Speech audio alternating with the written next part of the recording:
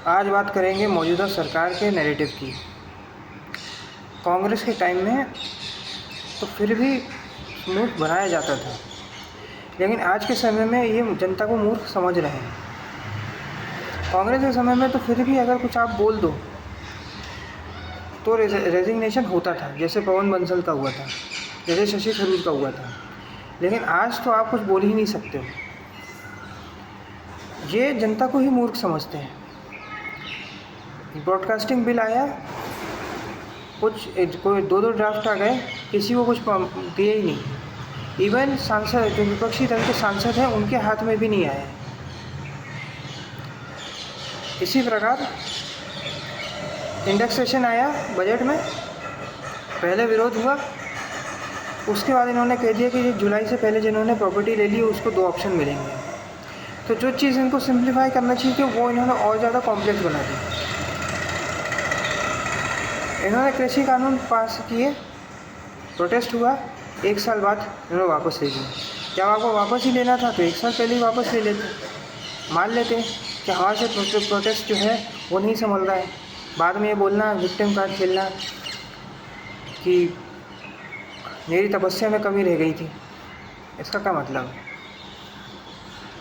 और आपको महाराष्ट्र में एकनाथ शिंदे को ही मुख्यमंत्री बनाना था तो 2 साल पहले उद्धव ठाकरे को बना देते, उसमें क्या बुराई थी?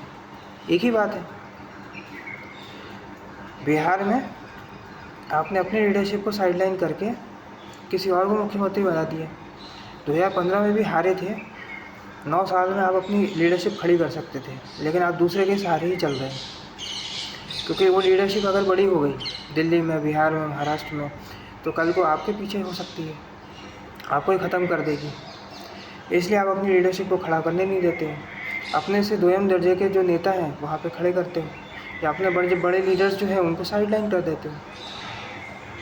जब ये सरकार बनी थी तो कई ऐसे इंटेलेक्चुअल थे जैसे अरुण शौरी, मुरली मनोहर जोशी जो फिज़िक्स के प्रोफेसर हैं, उन्हें मंत्री बनाया जा सकता था और टैलेंट बढ़ाया जा सकता था, लेकिन आपने नहीं किया। आपने इंदिरा गांधी का कामराज मॉडल अपनाया कि 75 से ऊपर वाले चुनाव नहीं लड़ सकते। अब ये जो यंग टैलेंट आप लेकर आए, इसमें टैलेंट कुछ है ही नहीं। कहीं पे कोई भी बयान दे देता है, कोई हरियाणा के लोगों को स्टीरियोटाइप कर देता है, कोई कुछ भी बोल देता है, पत्रकार को बोल देता है तेरी नौकरी खा जाऊंगी। फिर चुनाव हार जाते हैं, फिर एक कम्युनिटी को ब्लेम करने लग जाते हैं।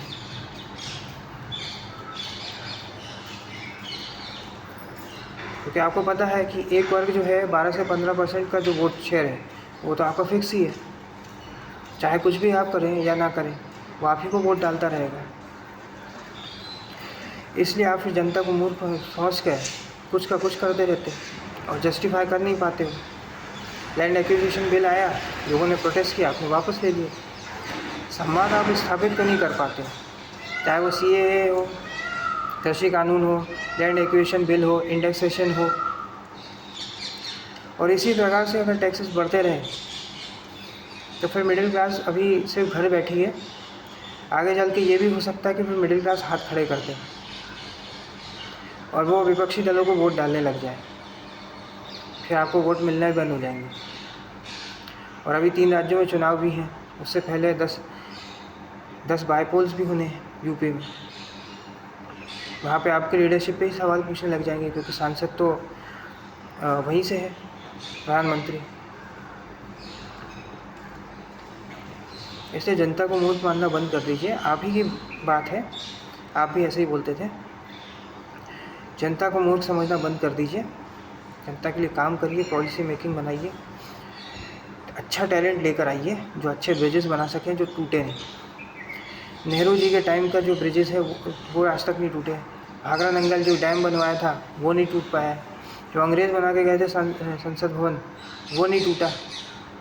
लेकिन आपके बनाए हुए संसद भवन में पानी निकलने लग गया है, आपके बनाए हुए ब्रिजेस गिरते जा रहे हैं। एक को तो आप जस्टिफाई भी कर लोगे, 15-20 को कैसे जस्टिफाई करोगे? और अब तो इतना गिरने लग गया कि नॉर्मलाइज ही हो गया। अब तो रोज़ कुछ ना कुछ हो ही रहा है, हर महीने, हर हफ्ते टेररिस्ट अटैक हो ही रहे हैं कश्मीर में। अभी परसों ही हुआ है डोडा में अटैक।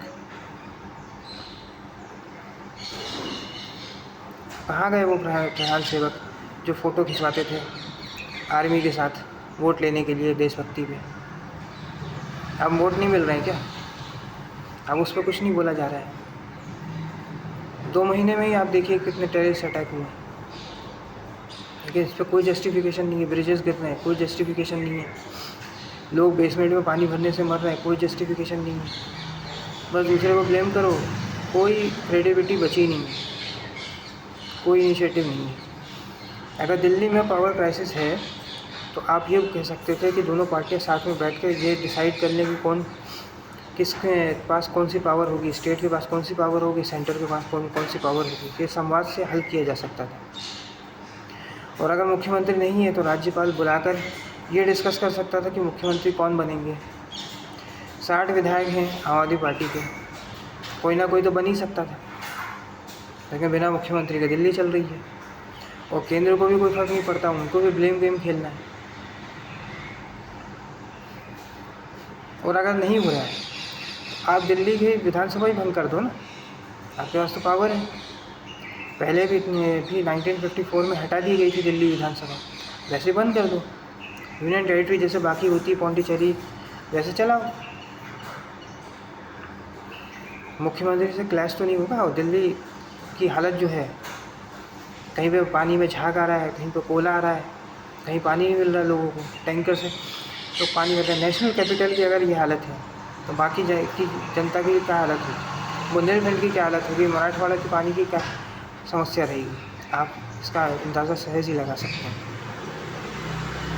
चुनाव में वादे कर लेते हैं, उसके बाद कुछ होता ही नहीं है। कह देंगे कि पेट्रोल जो है वो 40 रुपये लीटर हो जाएगा और डॉलर जो है 30 रुपये हो जाएगा। 15 लाख रुपए आ जाएंगे लोगों के घरों में, अकाउंट में, लेकिन आते ही नहीं। सिर्फ जुमले और नारों पे चल रही है सरकार। इस वीडियो में इतना ही। अगर ये वीडियो आपको पसंद आया तो इस पर वीडियो को लाइक करें, शेयर करें और चैनल को सब्सक्राइब करें। धन्यवाद।